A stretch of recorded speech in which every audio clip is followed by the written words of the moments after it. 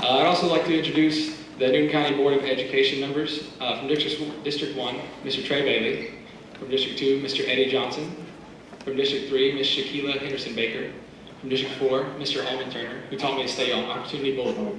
And from District 5, Ms. Abigail Coggin. Give her a round of applause.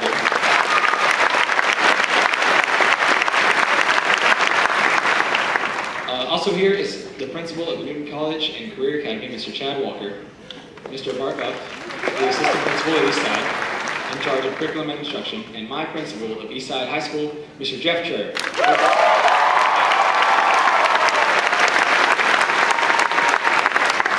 Who inspired me daily with his morning speeches on the Empire. And last but certainly not least, we have our salutatorian, Heather Yu, and our valedictorian, Brantley Crawford. Yeah.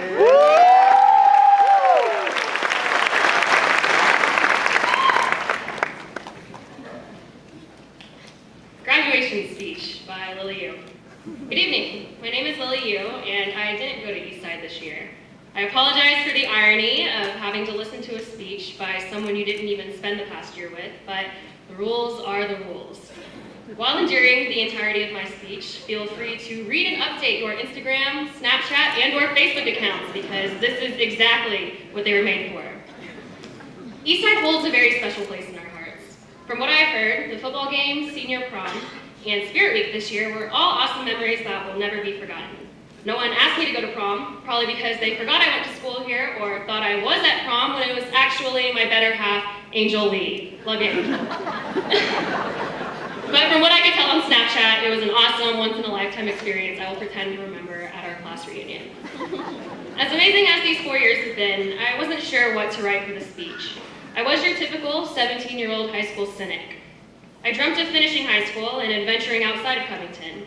Like my senior year at Eastside, my school spirit was absent during high school and replaced by a healthy dosage of eye-rolling. I didn't care about Friday night football games. I don't understand football or why they're always shoving each other.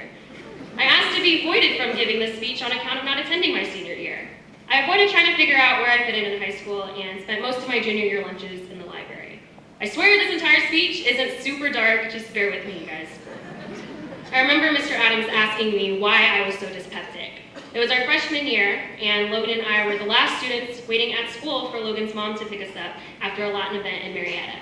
And I have to call out Tracy, also known as Logan's mom. I want to say thank you for everything you've done for Logan and myself. Aside from my own parents, I could never thank you and Mr. Davis enough. Okay, back to the speech. After Mr. Adams' comment, the first thing I did was pull out my phone and Google dyspeptic. Gloomy, pessimistic, irritable. After reading the definition, I wanted to roll my eyes harder than I had ever rolled my eyes before. I wanted to roll my eyes so hard that my eyeballs would flip, seriously. I felt criticized, angry, and a little embarrassed all at once. What could he possibly know about me? I felt labeled.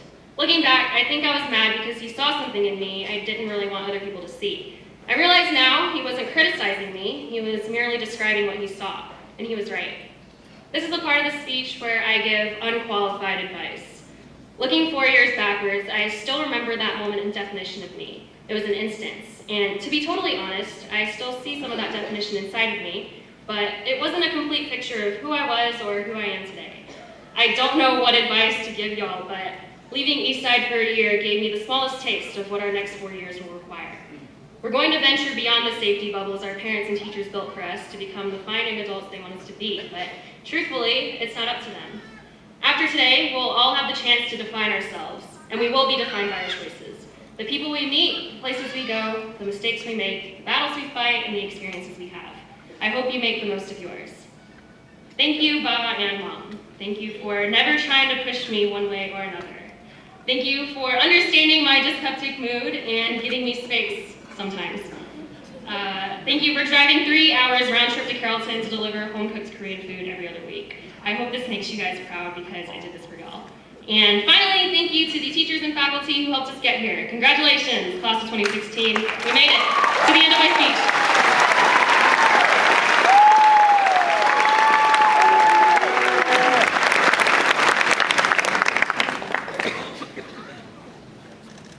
Good evening, ladies and gentlemen. I am honored to be standing before you tonight as we gather here today to celebrate one of the most important milestones of our lives.